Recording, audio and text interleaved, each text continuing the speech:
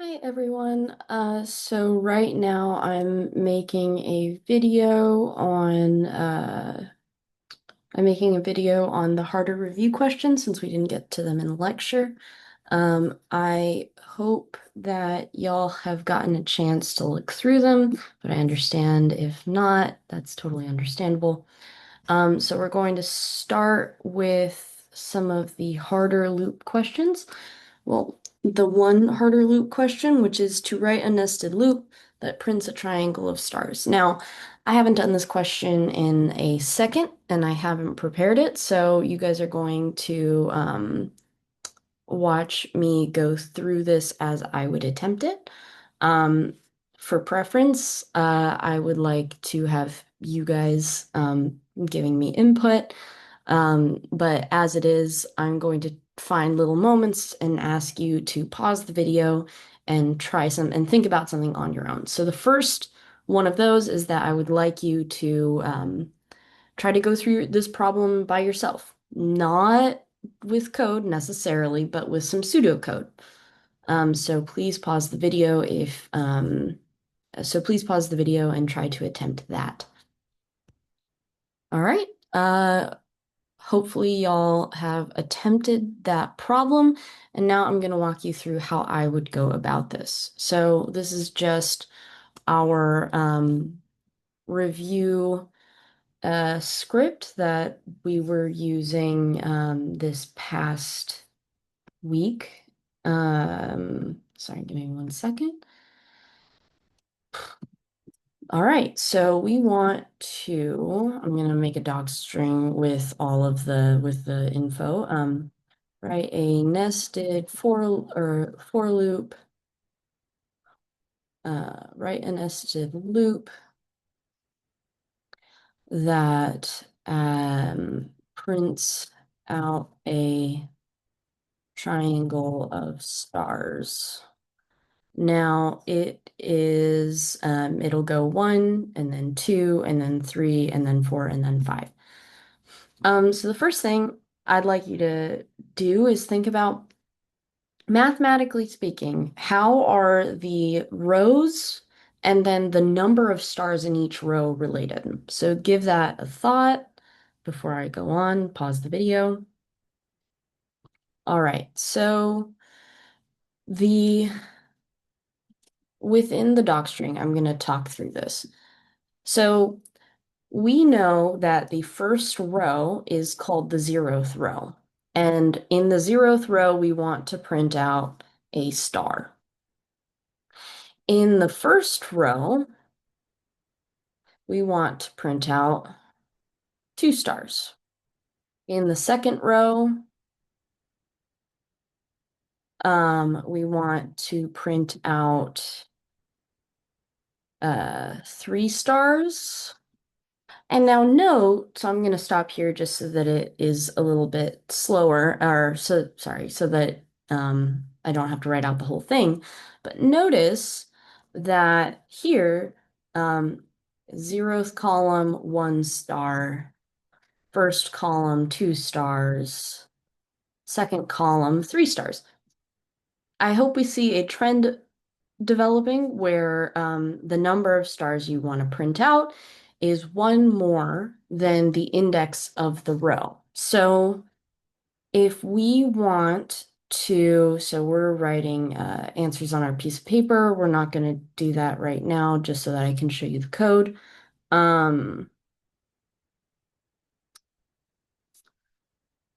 And we are going to have, this is one, two, three, four, five rows. So that means first thing I'm going to do is write our top level for loop for I in range 5, because there are 5 rows. Now, within each iteration, so within the first iteration, I is going to be 0. But we don't want 0 stars in the first row. So there's a few ways we can address this. One of those ways is to instead do for I in range 1, comma 6, and then at that point I starts off at 1. Um, and then we can print out I stars within the ith row, which because we've set our range to be 1 comma 6, it'll start at 1 and it'll go up to 5 because range is not inclusive. Um, for the sake of how I like to do this, I'm going to do it the other way, where for I in range 5, um, now what we're going to do is say for j in range I plus 1. Now take a second to think about what this does, and also think about why I chose j in this nested for loop. So here's our top level for loop. Um, and here's our lower level for loop. And when I think about levels, I think about what's iterating through on the broad scale and then what's iterating through within each iteration of the top level. So take a second and think about it.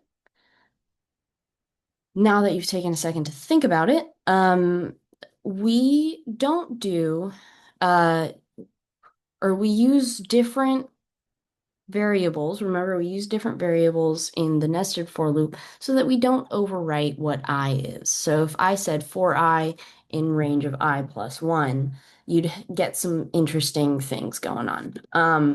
I don't even know what the behavior would be totally. So the first thing I want to do is I'm going to print out I comma j, just so I know. So this is great debugging practice.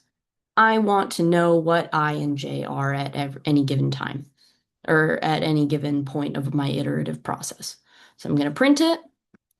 And if we look at our terminal output, all right, we get 0 and then 0. So remember, 0 is our I, j is our 0, 1 is our I. Okay, cool. This is great because right now, as you see, we get 1 entry for the 0th row. We get 2 entries for the first row. We get 3 entries for the second row, and so on and so forth. This is great. This is what we are looking for.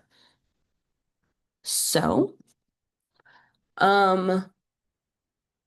what are we going to do?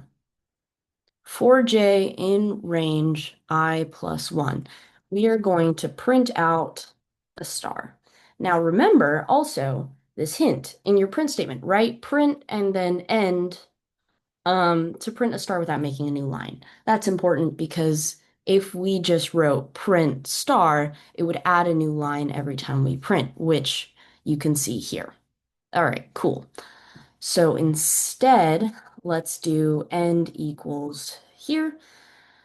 We're going to get another issue here, and I want you to take a second and think about why. All right, I'm going to run it now that you've taken a second to think about why. Yeah, so now they're all in a row. That's not great. So, what we are going to do instead here is,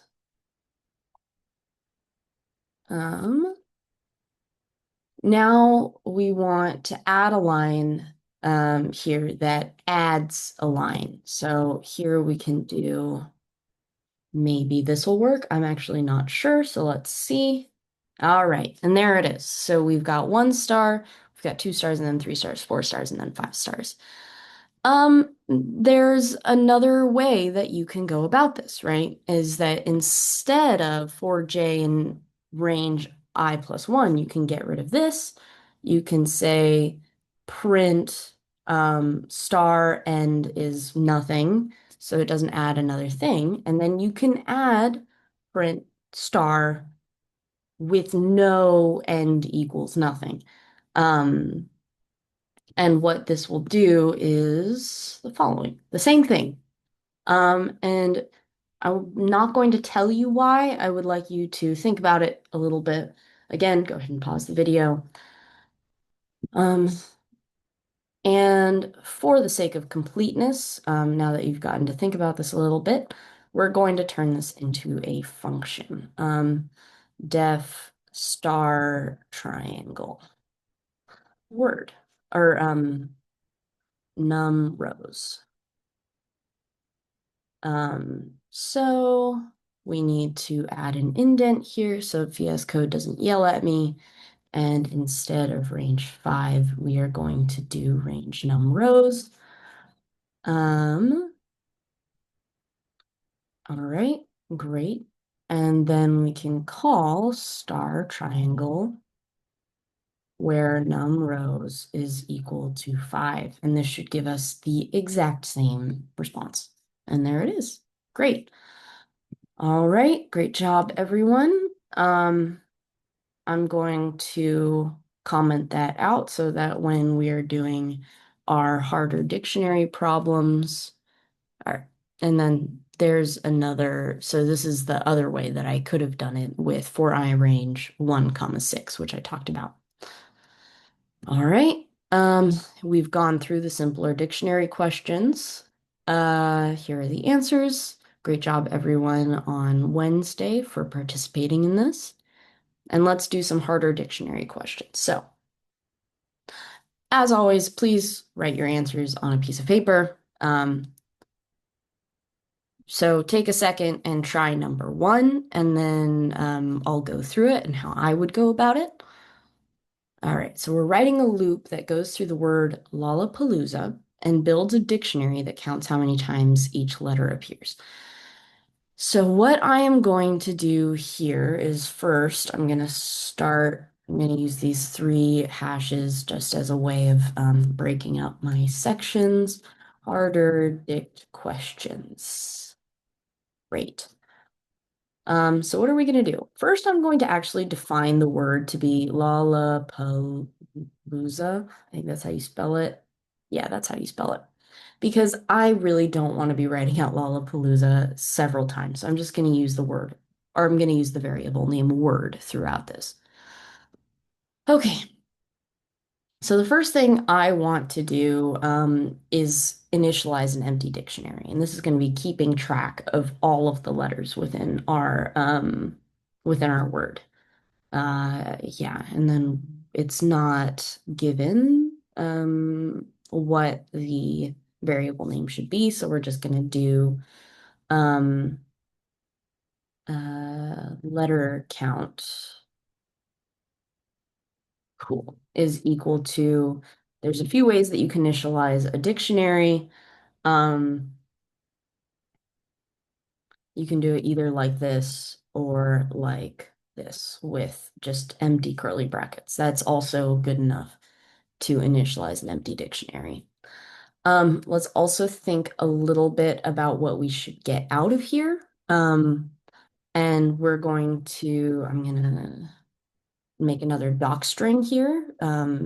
And we're going to say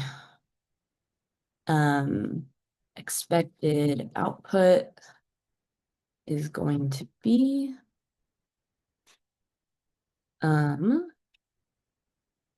so the first letter that happens is L. And how many times does L pop up? I see 4 L's. Next letter is an O. How many O's do I see? I see 3 O's. Now, how many A's do I see? I see 3 A's. Oh, and I am doing syntax wrong in dictionaries, but that's okay. Not a huge deal. What's the next letter? The next letter is a P. There's only one of those. And what's the next letter? A. We've got the A's, we've got the L's, we've got the O's. Last letter is going to be a Z. Last unique letter is going to be a Z. And there's only one of those. Cool. And so we are writing a loop. That's okay. There's a cleaner way of finding all of or how of outputting this, but we're going to go through the loop version. All right. Uh, so for I in, actually, let's be a little bit more descriptive. For letter in word. Cool. Uh, all right. So the first thing we want to do is we want to actually check, actually, no, think about really quickly what conditional we might want to use to make sure that we're not counting, that we're not adding a new entry for a letter that already exists. Because if you use a dictionary, and you reassign said letter to another value, then it's going to overwrite the old one because you can't repeat keys in a dictionary. So take a second to think about that. Okay, so the way I would go about this is to say if letter in letter count dot keys, right? Because letter count dot keys is going to be an iterable object full of all of the keys of our key value pairs. By iterable object, I just mean you can like iterate through it, and you can ask if something is in that thing. And all right, so do. Let's actually first check. Let's check if letter is not in letter count dot keys. And I'm going to explain why. It's a little bit non-obvious. If letter count not, if letter not in letter count dot keys, what we're going to do is we're going to initialize um, a new key value pair with the correct letter, and we're going to set it equal to 0. Now, why would I do that? The reason I'm going to do that is because now, even if there wasn't a letter, even if there wasn't, say, NL before, now what I can do is I can say letter count of letter plus equals 1. Remember that plus equals is the same thing as saying letter count of letter equals letter count of letter plus 1. It's just a nice, succinct way of incrementing something by 1 because computer scientists are lazy and like making things easier for themselves. All right. So letter count of letter plus equals 1. Cool. Next. Oh, and then also, if the letter already exists in the keys, then we are not in jeopardy of overwriting it. So let's see what we get if we print out letter count and if it matches. Take a second and think about whether or not you think it will match. All right, we have L is 4. Let's scroll to our expected output. L is 4, O is 3, A is 3, P is 1, and Z is 1. There we go. As always, we are going to define a function. We're going to call it def letter counter, and we're going to put a word as our argument. And let's tab so that VS Code doesn't complain at us. And here's something very interesting to think about. Recall that, so why does VS Code not recognize letter count as a defined variable? That is because letter count is only defined within a function, and that means it's only a locally defined function, which means that anything outside of the function cannot access that variable. Um, we would have to define letter count outside of the function in order to be able to access it from outside of the function. Um, and this is a good thing, I promise. So let's say return letter count. So, if word is equal to Lollapalooza, we're going to say def letter count of word. And we'll print letter counter of word equals word, where the argument word is equal to the word we've defined up here as Lollapalooza. Let's make sure it outputs the right way, and it outputs correctly. Wonderful. I'm gonna comment out that call. And now let's move on to number 2. As always, try it yourself. Pause for a second. All right. Now we can write a loop that goes through the number 1 through 20. We'll have a dictionary with 2 keys called even and odd. Use counters to count how many even and odd numbers there are. Okay, so how are we going to do this? Since there are a discrete number of possibilities, only even or odd, I'm actually going to initialize our dictionary with those keys already set, and I'm going to set them equal to 0. Um, so, uh, even, odd, uh, tracker, even odd. Well, that's what we'll call it. We'll set it equal to a dictionary, and we'll say even, because right as of yet we have not checked anything, so there's no evens, comma, and then odd will be 0. Awesome sauce. And there is no, as you might see, there's no, as you might be able to tell, there's no edge case behavior defining, um, and the reason I say that, what that means is if we had, for example, a loop going from 0 through 20, then you'd want to specify what you wanted to do with the number 0. Because technically, I think 0 is technically an even number, but I might be wrong about that. I'd actually have to look it up. Um, all right, so let's see how we're going to do this. So we'll do for num in range. Remember, we're doing I through 20, which means because range is non-inclusive, we'll do 1 comma 21, so it'll go up to but not including 21. So for num in range 1 comma 21, take a second, pause the video, and try to remember how we check if something is even.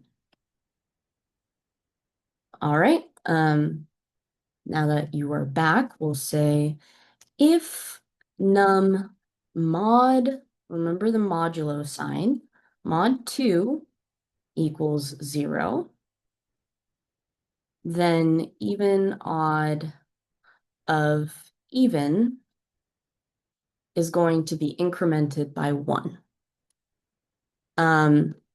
Else, even odd of odd will be incremented by 1. Now let me break this down for you.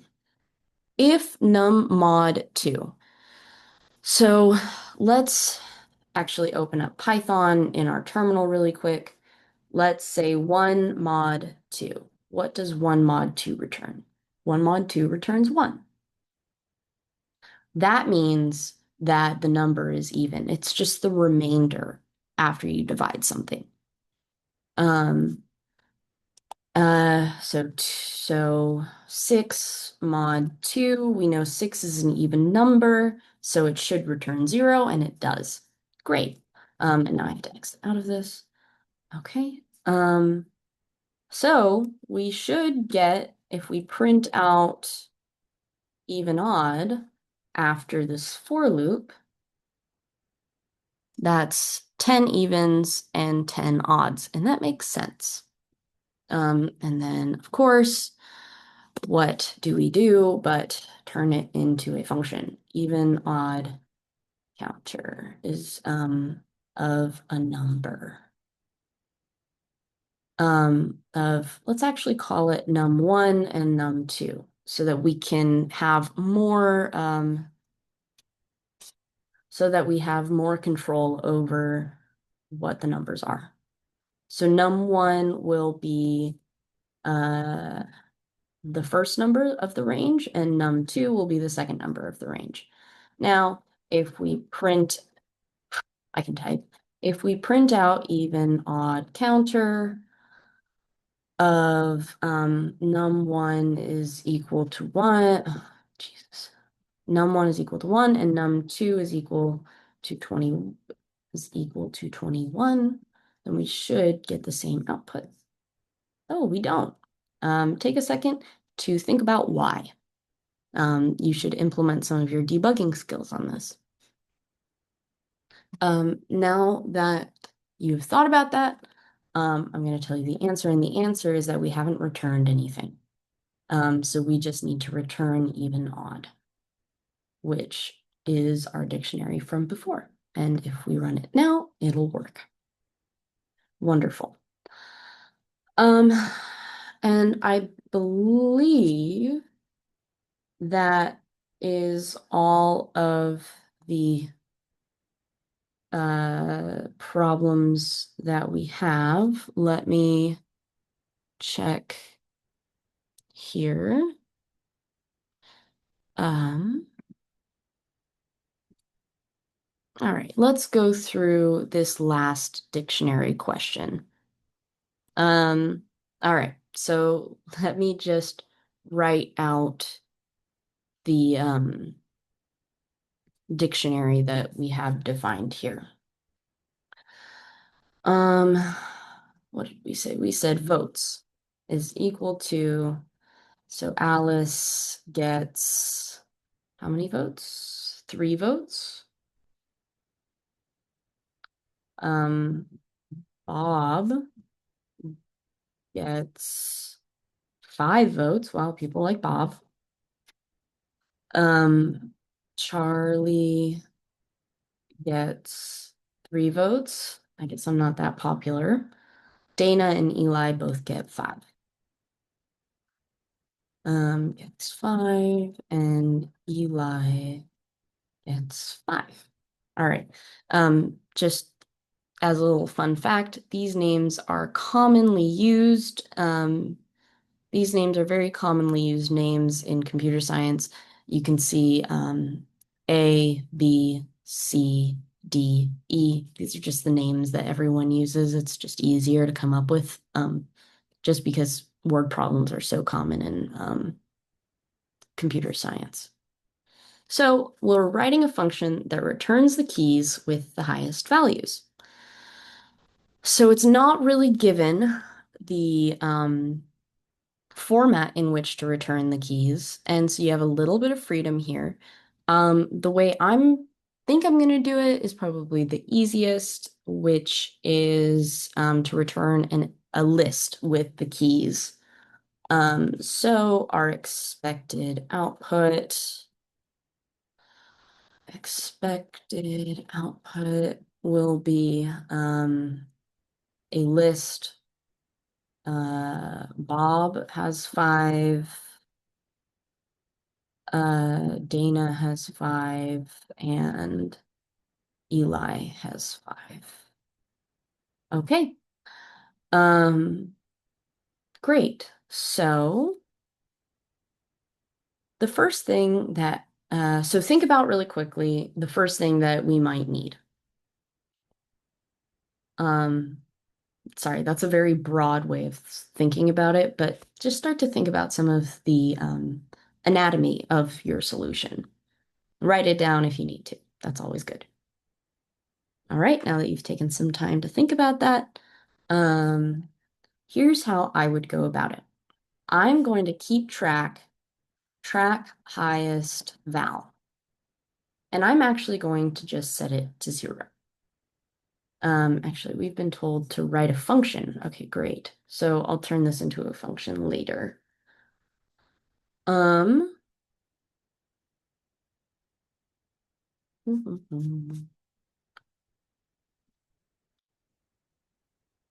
So instead, what I'm going to do is I'm going to take the maximum of the votes. So I'm going to say max votes is equal to max of votes dot values. And before I actually, so this is how I would go about writing a function like this in real life, is I would troubleshoot, or not troubleshoot, is I would print out what I'm doing as sanity checks along the way so that when I get to the end, I'm not just trying to blindly troubleshoot a function. Um, because things always go wrong. So if we print max votes, the maximum vote is 5. Cool, that's good. And now what we can do is we can initialize a list called, I'm going to call it winners, and that'll be an empty list. And then what we'll do is we'll loop through for name, comma, vote in votes.items, because remember, votes.items will return you a iterable object that has two values that you can iterate through at the same time. So we have a colon. If vote is the same as max votes, because I can type, then winners dot append name. So what this is saying is for name and vote in votes.items. Actually, what I'm going to do instead of just diving straight in is print name and vote. This is what I would do if I didn't have very much experience with problems like this. Okay, so we print name and vote. So we get Alice 3, Bob 5, Charlie 3, Dana 5, Eli 5. That's good. So I'm going to comment that out, and we're going to say if vote is equal to max votes, we're going to print their name. We know that if the vote, what should happen is that if the vote, if the number of votes that that name got is equal to the max votes, then we should print out the name of the people who got those max votes. And that's Bob, Dana, and Eli, which matches our expected output. So now I am actually going to do winners.append name. And if we print out winners and press play, Bob, Dana, and Eli are our winners. And now, as always, we're going to turn this into a function. We have to tab it. If find winners of votes. All right, and remember the colon. And then we are going to return winners. Now, if we say print find winners of votes equals votes, and we run it, then we got Bob, Dana, and Eli again, and this is our final function. All right, great job, everyone. I am going to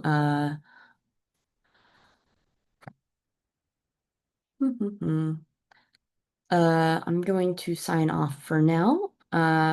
Thanks for sticking around with me. And